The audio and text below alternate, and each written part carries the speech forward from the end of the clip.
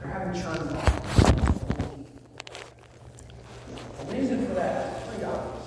If I built Fred's MSP in Miami, Florida, I built 25 customers, $1 million recurring revenue, $2 million recurring revenue, and I sell it.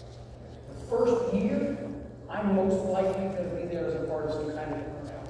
So my customers that I've had for a decade, they know and they trust me. They're happy, they're comfortable, they feel taken care of. Once I'm gone and someone else comes in, that creates an opportunity for churn. The MSP business, our business, dealing with companies of 250 employees or less, it is a personal relationship business. So as long as you're competent, that's a given. As long as you're competent, you could be a 3-person MSP or a 3,000-person MSP. The 25-person architecture firm, the 50-person physical therapy center, the 22-person multi-location dental practice is going to work with you if you over-communicate with them, if you make sure you show your value to them every single day, week, quarter, whatever it is, in a very easy-to-consume way. They don't care if you're a national brand or not. There are no national brands. The brand hopefully will be empowered by Kaseya brand. So you can say, I'm powered by Kaseya. I'm powered by the largest, cybersecurity, SMB-facing software company in the world. You should work with me. Whether I have 5 employees or 5,000 employees. 5,000 employee MSP is churning customers left and right because they bought 50 small MSPs, and the founders and the owners of those small MSPs are no longer there. They haven't figured out yet how to manage those relationships. So I don't think that there's necessarily advantage in being large because you're large.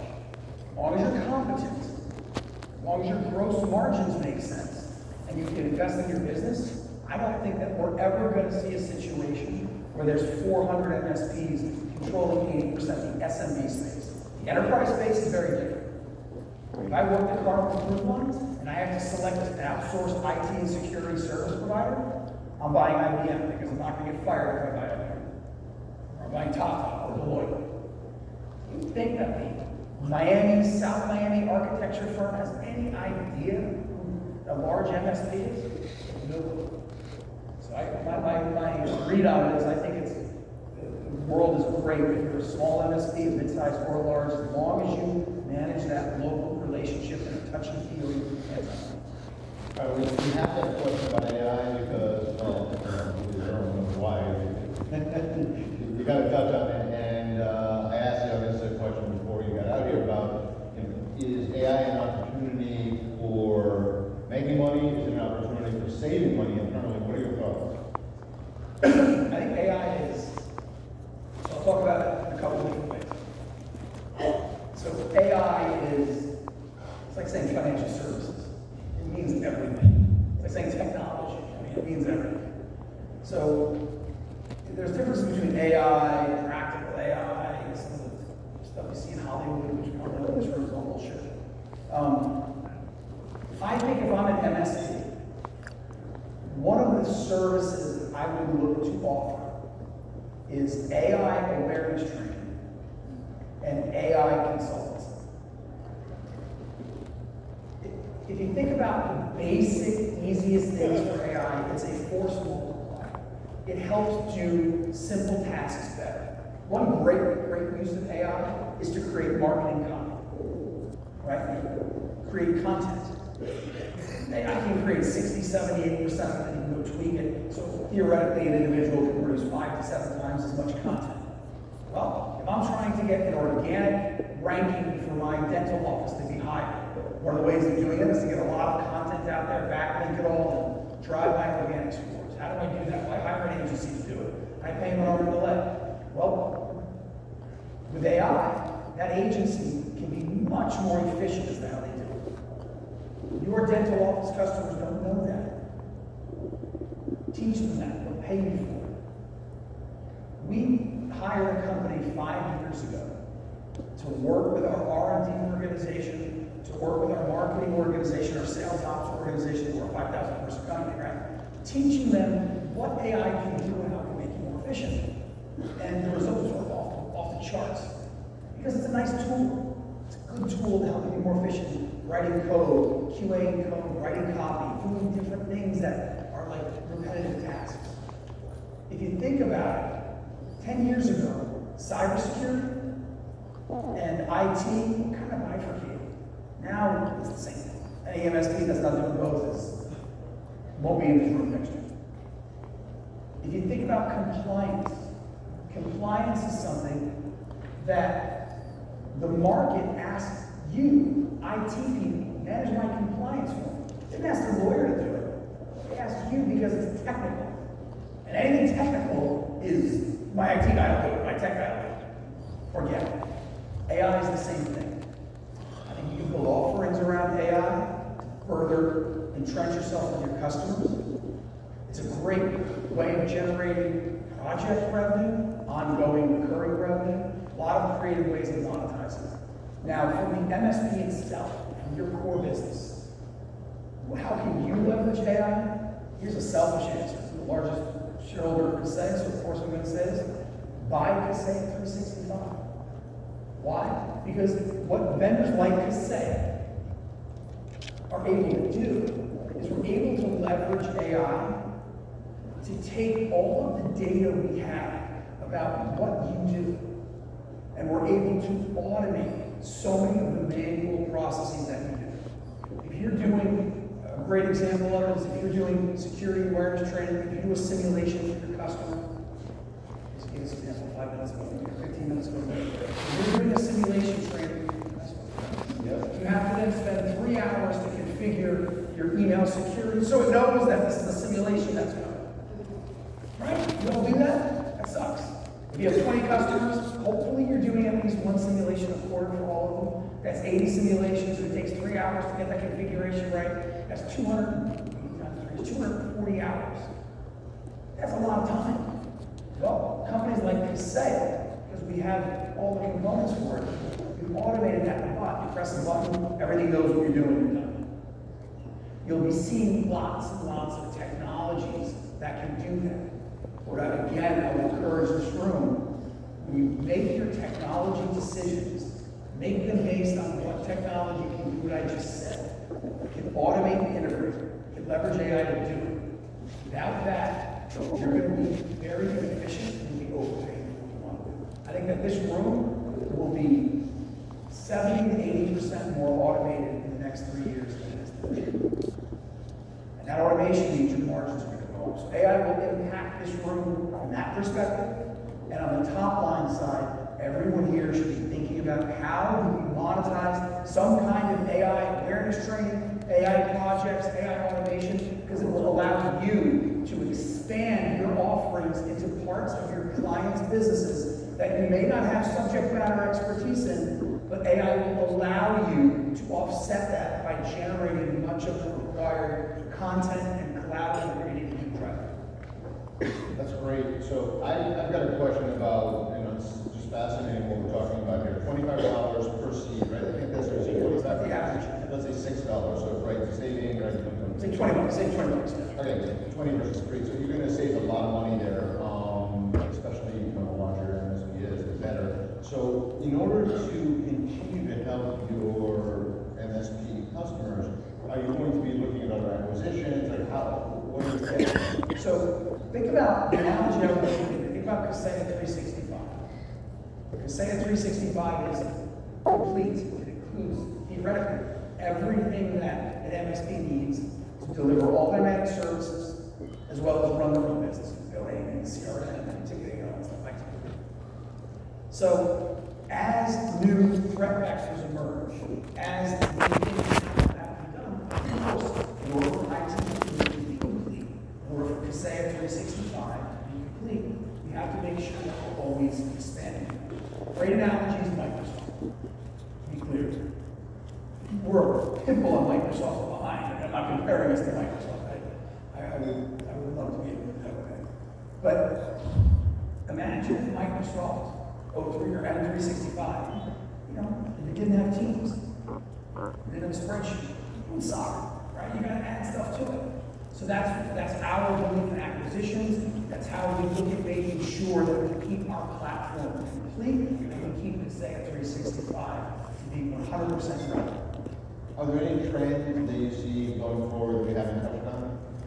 I think one of the trends that everyone asks about all the time is M&A, mergers and acquisitions. Most MSPs are small businesses. They're owner-operated, and it's arguably their largest asset. So everyone's always wants to know what's worth, how do I sell it, and what's happening. And there's about 1,800 transactions will happen in 2000. When the data comes out next week, we'll see about 1,800 transactions were done in 2020. It was 150,000 MSPs. It's a small percentage, but it's still relevant. The evolution of MSPs into becoming the most important service provider for their clients is why we're seeing so much institutional money coming into the MSP space.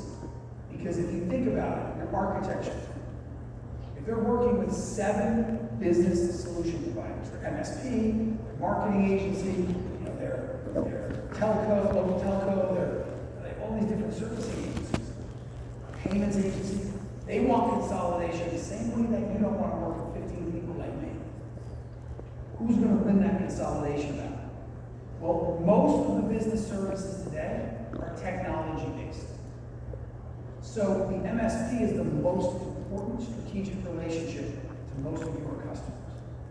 I think the trend we're going to see that's going to transform everything, and this is what the smart private equity money sees as well, is the relationship is managed by the MSP. Every other business service that's technology enabled should be offered by that MSP to get the full wallet share of that customer.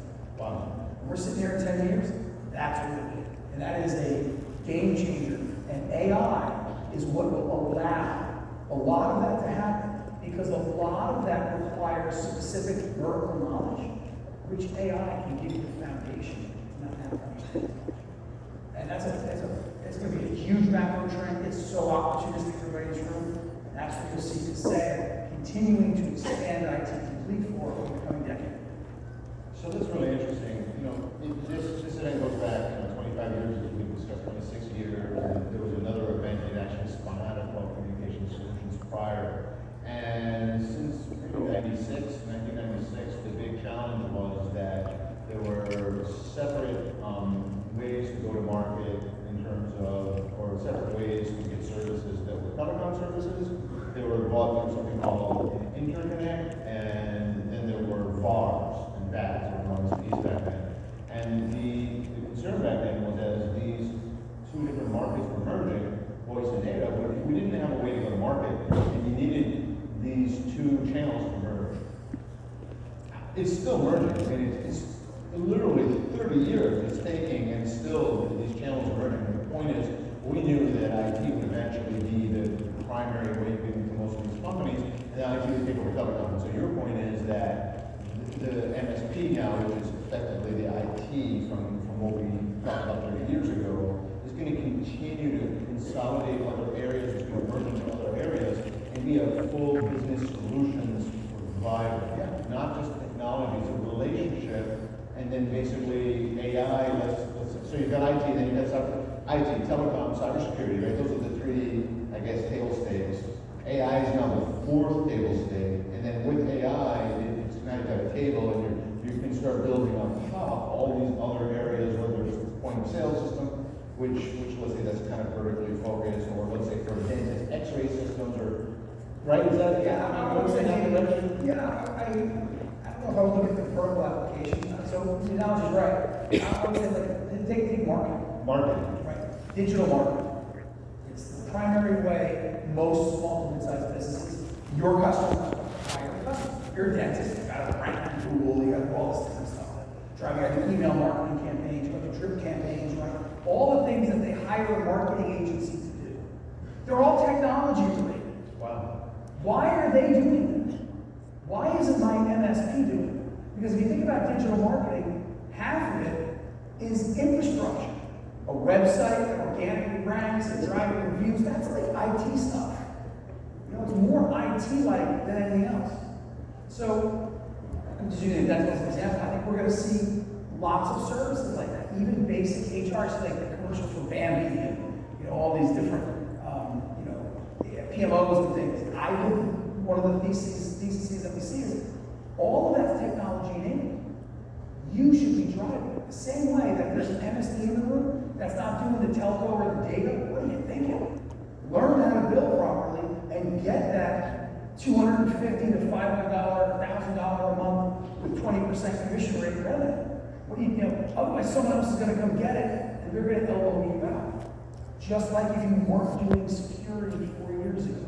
They're all technology-enabled services. If you think about the truly great companies, like the Microsofts of the world, or the Salesforces of the world, I'll go to software example. What they've all done is they had an anchor problem that they solved. And they solved it with an anchor product. And then they started going after ancillary problems with related products. And now, I can remember the days when Microsoft was an operating system. Now they're the largest database provider in the world, the largest vertical SaaS application provider in the world. They're the largest document management company in the world. They're one of the largest telecommunications CAS companies in the world. They had an anchor problem and they expanded. Right? Remember management consulting? Yeah. Same thing. We believe, and I strongly believe, that in the SME world, companies under 100 employees, that the people managing IT and security will be doing all of their business services or have the opportunity to do it over the next 10 years. And it's a monster TAM expansion. Great observation. So you're touching on a lot of private equity, and MSPs are always, at least they're thinking about M&A or they're being approached, right? Typically,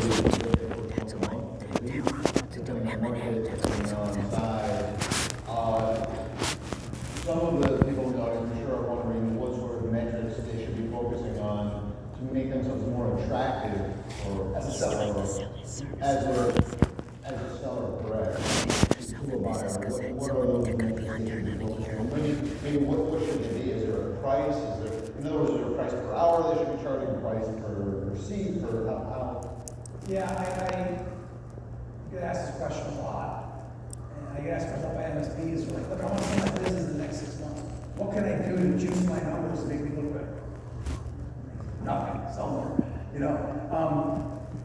There's lots of sub-metrics, and you talk to 20 private equity firms, and they're going to give you 20 different ways of saying basically the same thing. What is your EBITDA? What is your growth rate? What's your net retention? And how long are your contracts? That's what it is. It's not price per endpoint. It's not how many endpoints per technician. All those things are nice little things. Can I just add? Sure. If it's okay. Potentially also, how much is recurring revenue versus? Oh, I'm sorry. That's a given. I meant 100%. They only care about the recurring revenue. Non-recurring revenue is usually valued at next to nothing. Yeah, that's kind of sad. Yeah. Well, but because it is. It's one-time revenue. You're not going to pay someone to buy a contract, but for your recurring revenue, how long are your contracts? Because how deep is the moat around your revenue stream? What is your net retention? So net retention is, let's say you have 10 customers. Don't add another customer throughout the year. Those 10 customers, they're paying you $1 million to start the year, and then you finish the year paying $1,100,000. You have 110% net retention. Super important. And what's your EBITDA? Your profit, however you want to call it. That's it.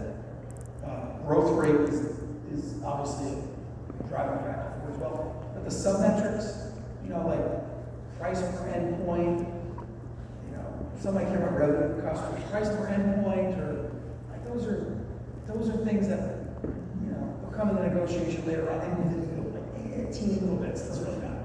Same How thing. about quality? How about just like 5-star, 3-star, 2-star reviews? Anything that matter? A little bit.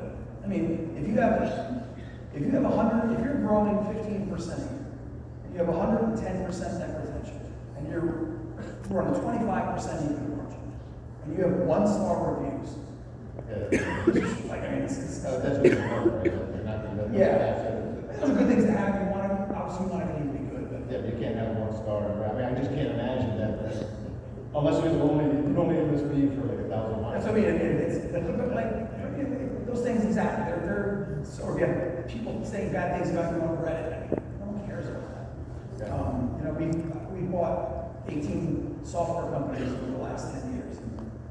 Those are the measures we look at. And then the other part that might be a variable is strategic fit. And everyone, including myself, thinks that we're such a good strategic fit. I had a conversation with Microsoft, like, you should buy Kaseya. It's a strategic fit. They're like, dude, leave the office, kid, you know nothing. I crawl away home. But there might be some value in strategic fit. It could be geographic, it could be talent. Those are just still, they're going to move the needle. Right. A little bit. Now, we're fortunate enough to have you here, and now you're even in a new role, so even a more exciting strategic role. Are you able to share anything with us about future product direction or future things that we could be looking forward to? Yeah, I think, you know, I get so jazzed up when I talk about this stuff. When we launched Kaseya 365, you know, we like to think that we changed the industry, we're changing it. Not in a like an egocentric way, not making it about Kaseya, making the profitability of MSPs better. So many vendors talk about, we're going to help you grow your business. That's great. Couple of minutes. That's what In a matters. couple of minutes. You do Wanna $3 go million already in now? MSP, you don't make any money. You do $3 million, make a lot of money. You make a lot of money and a little money. That's what we're trying to help with. And you know, we're announcing something. Big conference in Vegas in April. We do every year. And we're announcing something that's going to take automation and AI-powered automation to the next level for you folks. We think that we can allow you to automate 1/2 of the manual business processes that you do every day. Wow. And this is not